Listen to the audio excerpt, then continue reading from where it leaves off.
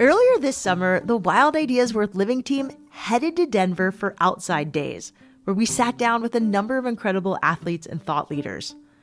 Personally, I was really excited to interview Rachel Entrekin, who just a month earlier was the overall winner at the Cocodona 250, an ultramarathon in the high desert of Arizona. This was Rachel's third time running the race, and she finished 7 hours faster than she did in 2025, crossing the finish line after 56 hours, 9 minutes, and 58 seconds. Her win went viral, and suddenly Rachel was everywhere. Runner's World, the BBC, the Washington Post, and tons of other publications. Today, Rachel is known as one of the top ultra runners in the country. I'm Shelby Stanger, and this is Wild Ideas Worth Living, an REI Co-op Studios production presented by Capital One and the REI Co-op MasterCard. A note, this episode contains conversations about eating disorders. Please listen with care. Over the years, Rachel Entrekin has performed so well at the Cocodona 250 that she's earned the nickname Queen of Cocodona. The course is just over 250 miles long, starting in central Arizona and heading north to the finish line in Flagstaff. It covers nearly 39,000 feet of elevation and passes through a wide range of climates and landscapes, from the dry desert heat to icy mountain ranges. Cocodona has been described as one of the most challenging ultramarathons in the U.S. Rachel Entrekin, welcome to Wild Ideas Worth Living. Thanks. Hi. Stoked to have you here. Thanks. Yeah, I was stoked to be asked to come. Well, I want to go back to running in the beginning. Like, how did you even get into running? I read that you grew up in Alabama. Yeah, not exactly a run-conducive state. I guess, if we want to get really deep into my personal life, when I was in high school, I was overweight. My family didn't have the most healthy eating habits. And so I wound up, as the fat kid, you have to make yourself, something else if you want to go on dates with people or have a boyfriend, which in high school, that's what I wanted. And so I developed a personality, I guess, which I'm really thankful for because I have that still. I love you already. Yeah. And so, but it was really disheartening to constantly be friends with people who were always getting the people that I had a crush on, you just do that enough and it kind of sucks. And so over time, that kind of whittled my self-esteem down to nothing. And so my senior year the summer between my junior and senior year, I actually developed a really bad eating disorder. We also had some stuff going on with my family life that just made me want to leave the house a lot. And so got a gym membership and I just lived there. And that was kind of when I discovered I can do the same thing for a long time and not really get either sick of it or tired. I would do exercise classes for hours. I would jump on the treadmill for hours and I would just be fine afterwards. And of course, at the time I was using it as a means of control. But I also realized that I liked how I felt when I was done, whether it was the adrenaline rush or just the sense of accomplishing something. I really liked that feeling and it made me feel really good, especially important when my life was not so good. And so I eventually went to rehab. I had to take a year off college. So basically I graduated and immediately went to rehab. And you graduated high school and then you went to rehab. High school, yep. How old were you and what year was this? This was 2009, I guess. So 2009 to 2010, I was in inpatient rehab in North Carolina. That was also a time when running and working out was really put on a pedestal. Yeah. It was the whole thinspiration crap. I was very much a victim to that type of marketing. But yeah, and so went to rehab and I do remember, when you're in inpatient rehab, they really take everything from you and you aren't allowed to do very much physically or otherwise. You're doing a lot of eating and therapy and all those, which are very important things to do. But I remember the entire time I was there just thinking, okay, but I actually think I like running and I need to figure out a way that I can do this safely when I get out of here. And so I went to rehab once. I kind of faked it because I think that's what you always do when you go to rehab is you fake it so you can get out and then go right back to doing the crap you were doing. But I did that and I realized, okay, crap, I actually don't want to live this way. I can't do the things that I want to do because I'm not healthy enough to do them. So I need to go back and I need to do it correctly. And so I went back, did like inpatient and then outpatient and then the partial program and all the stuff. And I tried to follow the steps as best I could. And eventually I got to a place where I was healthy enough to run how I wanted. And then running became a way, it was almost like self-care. It was like this barometer of how well I was doing mentally. And, over the years, I said it took about 5 years for me to figure out how to do it healthily. I was pretty obsessed for a while where like I had to do it every day and I had to look a certain way in order to fit in with the crowd of people I was running with. And I had to get certain times at certain races and I had to do it all on the roads as fast as I could and all the things. And then at my first marathon in like 2010, I guess, or no, I don't remember. But eventually I discovered trail running. And trail running and road running are very different things and they can be good for different people. But for me, trail running was the savior that I needed because the people in trail running just seem a little bit more, or I guess less stereotypically runners.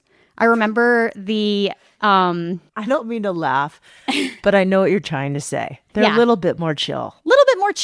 And I just, that environment to me, it just felt very inclusive and it felt a lot less invested in things like splits and how many miles per week you're doing and all these, like, it just felt more like vibes as opposed to spreadsheets. I just want to say thank you for sharing your story. I think running and eating disorders, like a lot of times, are probably homies. Yeah. I mean, I think it's a very big part of my story because honestly, because my parents were very resistant to me running for a long time for obvious reasons. Like, yeah, they were scared. And the thing I kept telling them that eventually I suppose they believed is like, in order to compete at the level that I want to compete at, I cannot slack off on nutrition. It's like a car. If you tried to run a car fast with no gas in it, you're not going to get very far. You have to keep putting gas in the tank if you want to go the speeds that I want to go. And for me, it matters so much less. Like, I couldn't give a rat's ass about what I look like. What I care about is how I'm performing because that is going to bring me a lot more long-term joy than how I physically appear. So when did you actually start competing? When you were like, okay, I can do this? I started taking trail running a little more seriously, probably in 2017. My first 50K, I think I podiumed. So I wasn't ever really bad at trail running. I mean, I had a lot to learn, but there was some potential. Like undeniable potential, I think. But yeah, I moved out to Washington State and then discovered mountains. And that was when I was like, wait a second, I like this a lot more than I like everything else that I've ever done. I'd visited Seattle because one of my roommates had a residency or a clinical out there. And he was like, oh, you would love it out here. You have to come visit. And so I went out and I was like, you're absolutely right. I love it out here.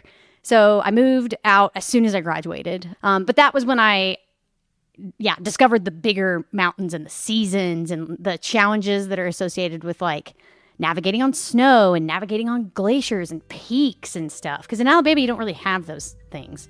I mean, you have challenges like rocks and heat, but you don't have potential death from falling in a crevasse. And so that was a really fun skill set to kind of hone. When Rachel moved to the Pacific Northwest, her skills and confidence as a runner increased exponentially. She had more trails to choose from, more mountains to climb, and frankly, more athletes around her that were pushing themselves hard. About a year after her first ultra, Rachel entered a race in Idaho called I Am Tough, which features a 108-mile course with 20,000 feet of climbing. In that race, Rachel found her flow and pulled out an incredible performance. Potentially, to this day, that's the race I'm the most proud of with my execution. You know, I started off really conservatively and people blasted past me and I didn't let it bother me. And then I worked my way up to like 6th overall. And I still have the course record. And I remember just thinking to myself, okay, like I finished the race. I didn't feel like I was dying. And it was a hard race. And so that was kind of when I thought to myself, I think I can make something happen. Rachel won the women's field at I Am Tough, and her performance gained her some recognition in the local trail running scene. She was frequently entering 100-mile races, and when she showed up to a starting line, people paid attention. These ultras didn't bring her fame exactly, but they did teach her how to deal with pressure on a small scale. From there, Rachel took on longer and longer distances until one race in particular caught her eye. The Cocodona 250. Yeah. What made you decide to run that race? And tell me about this race. What makes it special? Where is it? What's it like? It's a long answer. So I did all those hundreds. I decided that I can do this. And so I spent the next probably 3 years doing mountain races or not events, but fastest known times around the Wonderland Trail or around the base of Mount Hood. So I was doing these more and more increasingly challenging things, usually with minimal to no support. And then I discovered, or I guess discovered is a wrong word, because I'd been doing fixed time racing also, which is basically where you're given an amount of time on a closed loop and you just basically run circles for that time. So 12 hours, 24 hours, that kind of thing. So around the time where I was feeling much more confident on 100-mile courses, pretty much any type of 100-mile course, I decided, well, the way that I can increase the challenge so I can scratch that itch is to go up in distance. And there weren't a lot of 200s at the time. I wouldn't have been ready for them anyway. And so the way that I did that was going up into 48-hour racing. So you literally run in a circle for 2 days. And the first time I did it, it was the hardest thing I've ever done in my life. I think I only made it 150 miles in 48 hours, which is really good, but not going to win. Although I think I maybe did win. I don't remember. But I mean, I made a lot of mistakes and I left a lot of miles on the table.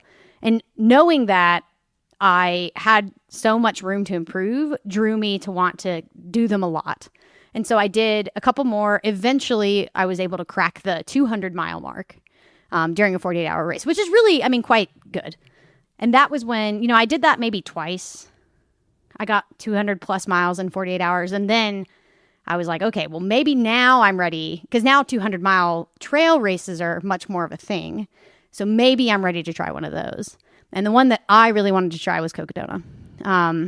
It looked really interesting because it's a point to point. So you run from just north of Phoenix all the way up to Flagstaff, and you pass through Sedona and Cottonwood and Jerome and all these really cool little towns. So it was almost like a tour on foot of Arizona. And it just seemed really intriguing to me. Okay, so the first year, 2024, you won the women's race. Yeah. I was about an hour and a half off the course record for the women that year. Yeah, but the entire race, I was in second, pretty much. I bonked really hideously. I didn't know how to fuel correctly. I don't know. I didn't know salt really very well. And so I wound up bonking really hard at the halfway point, having to take 5 hours off. And then... What does bonking feel like? You just can't move. And my brain gets really negative. And it's like, in that moment, I was thinking to myself, you're only halfway through and you feel like you're dying. So how are you going to do this for another 125 miles? It was a very dark time. And so my crew consisted of all of my homies who knew me really well, and they recognized, okay, you need a snack and a hard reset. And so they just shoved me in the van and said, don't come out for 2 hours, basically, or 3, I don't remember. And it was great. It worked. I reset, I got some sleep, I ate some stuff. And then I think I wound up oversalting because I basically spent the next 10 hours throwing up really bad, but my headspace was better, so it didn't matter because I knew that I wanted to finish. But I was in second or third most of the race. I passed the second place woman sometime around mile 200. And then the first place woman actually wound up, I don't really know what happened, but she had to take a considerable amount of time off course. And so I wound up winning. But it was ugly. I just mentally fell apart. I was really negative. I finished with a really bad attitude, despite the fact that I won the race my first time. But I just didn't care about that. I was just miserable. So yeah, I returned in 2025, mostly because I wanted to rewrite the narrative of how I finished.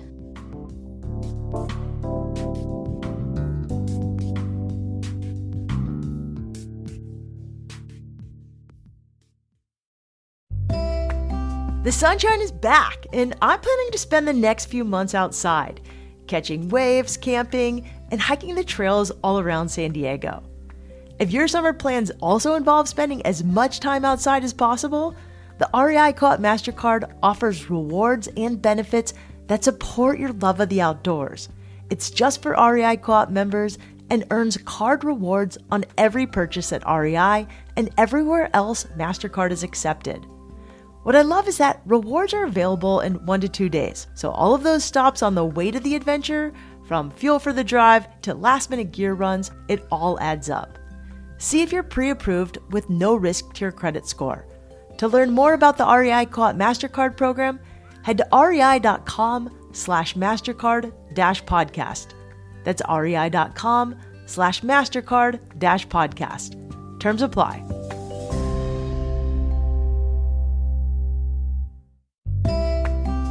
As someone who loves to spend her days running, catching waves, and adventuring in the mountains outside of my home in San Diego, I'm always on the hunt for the best gear to keep me going. That's why REI's Editor's Choice Awards are such a game changer. Their roundup of best-in-class gear is rigorously tested by members and staff for months, even up to a year. They consider everything from product performance to environmental impact, so we end up with gear that truly lasts. REI just announced the latest Editor's Choice winners, so if you're in the market for some new outdoor goodness, head to rei.com/editors-choice to check out the award-winning gear. That's rei.com/editors-choice.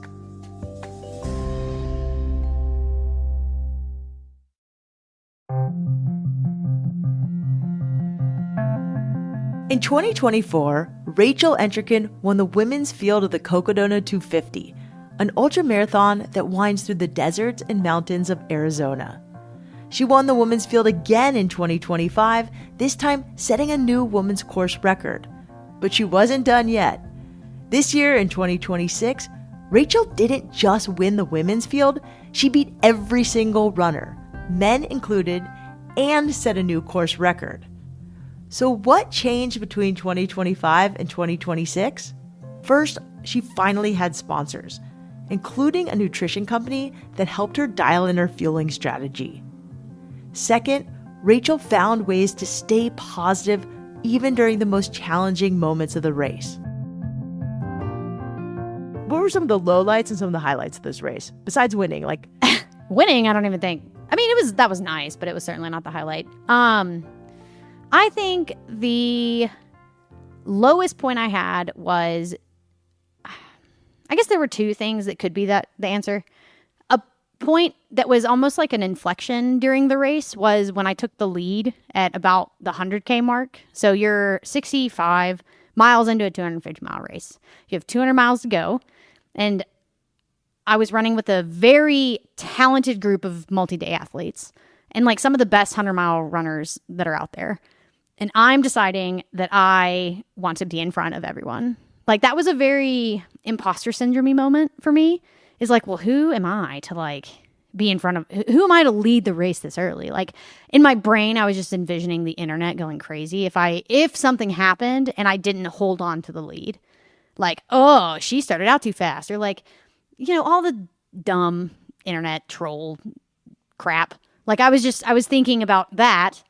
And then I'm glad I was able to kind of pull myself out of that and be okay, I've won this race every single time I've done it.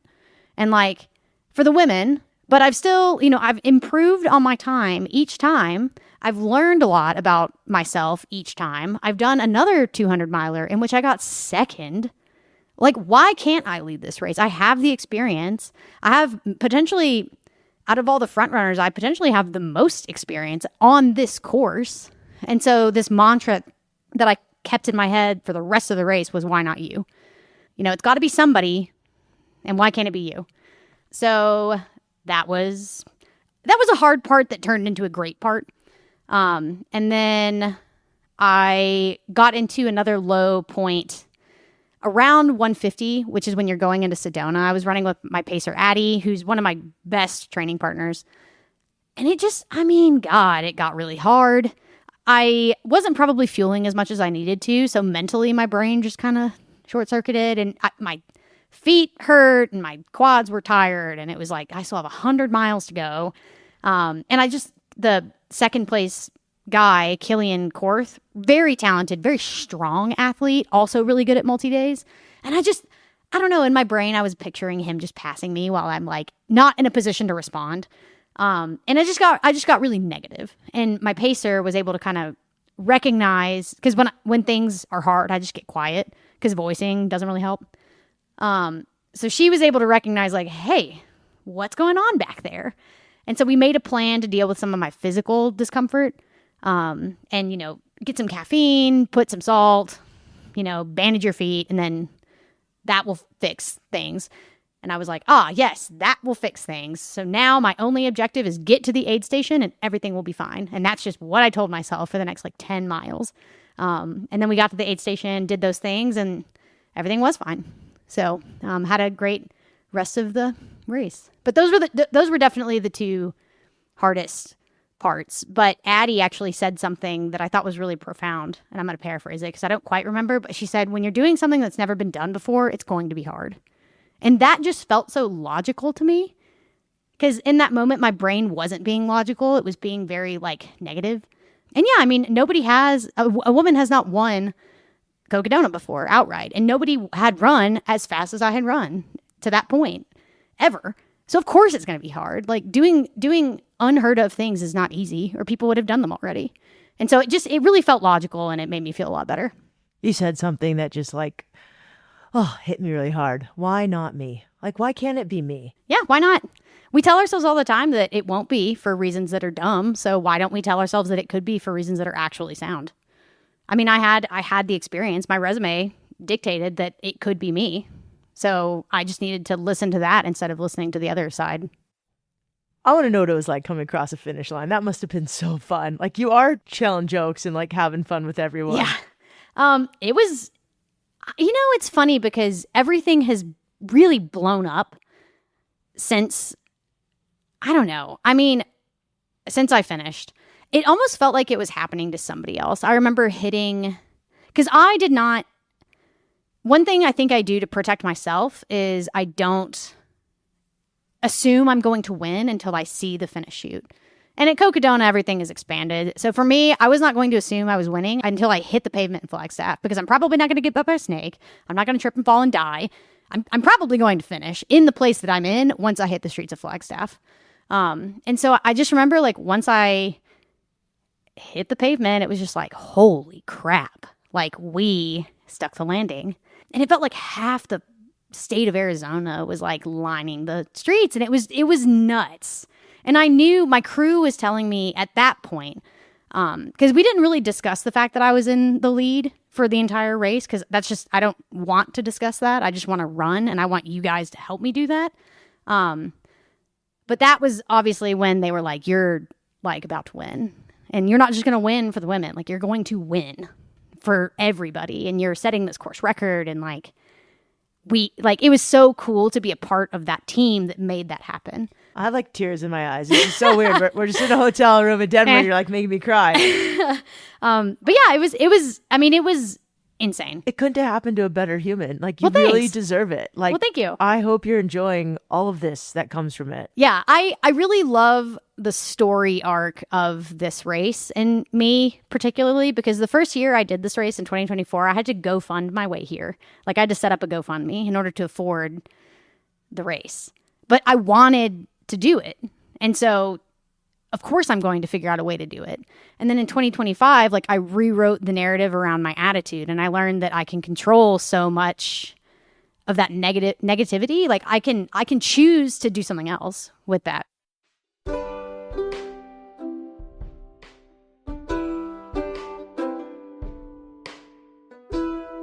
If you watch the video of Rachel coming across the finish line at Cocodona, she looks like she's having a blast. She's chatting with her crew, cracking jokes, and responding to onlookers who are cheering her on. During our conversation, she told me her mindset comes down to one overarching idea. Hard and fun don't have to be mutually exclusive.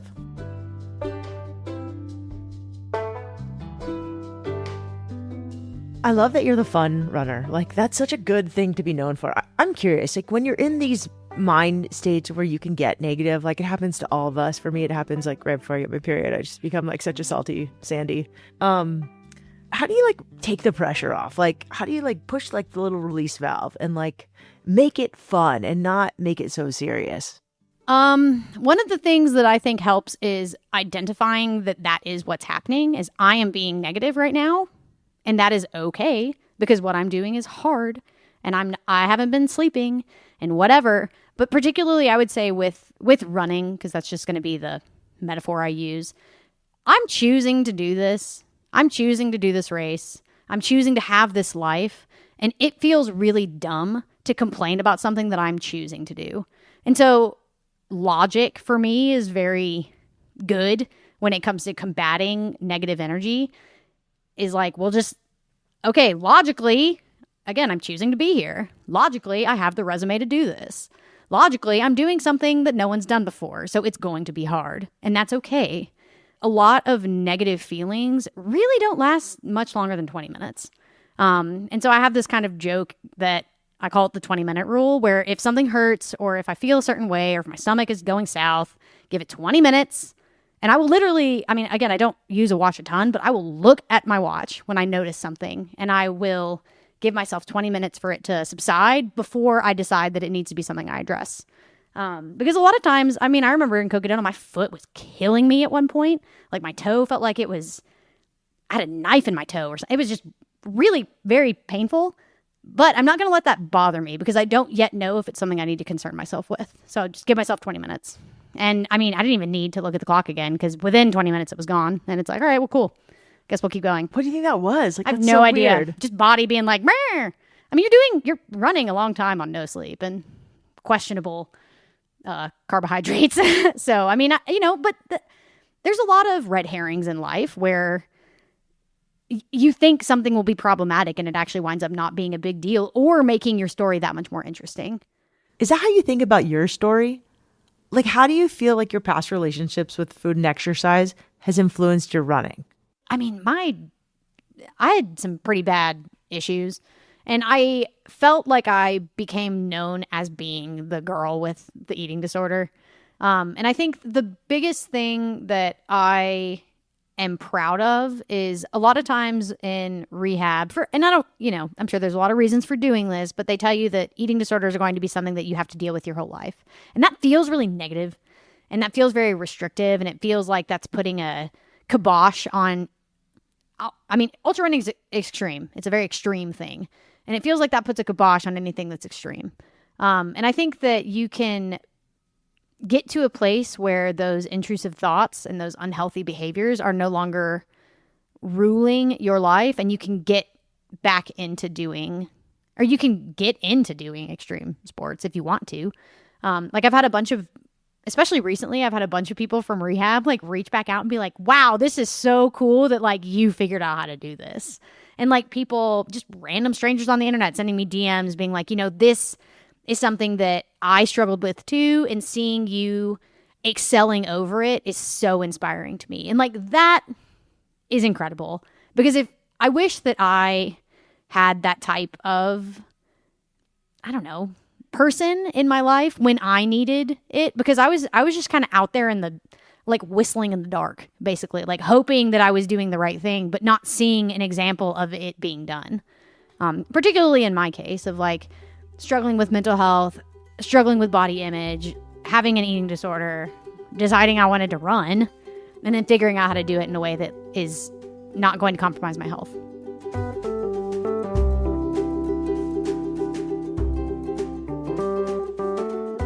To find out what Rachel is up to, you can find her on Instagram at Rachel__Entrekin. That's RACHEL__ENTREKIN. If you like this episode, you also might like our interview with ultra runner Courtney Dauwalter. We'll link it in the show notes. Wild Ideas Worth Living is part of the REI Podcast Network. It's hosted by me, Shelby Stanger, produced by Annie Fassler, Sylvia Thomas, and Sam Piers Nitzberg of Puddle Creative. Our senior producer is Jenny Barber. Our executive producers are Paolo Motola and Joe Crosby. Thank you again to our partner, Capital One and the REI Co-op MasterCard. As always, we love it when you follow the show, take time to rate it, and write a review wherever you listen. And remember, some of the best adventures happen when you follow your wildest ideas.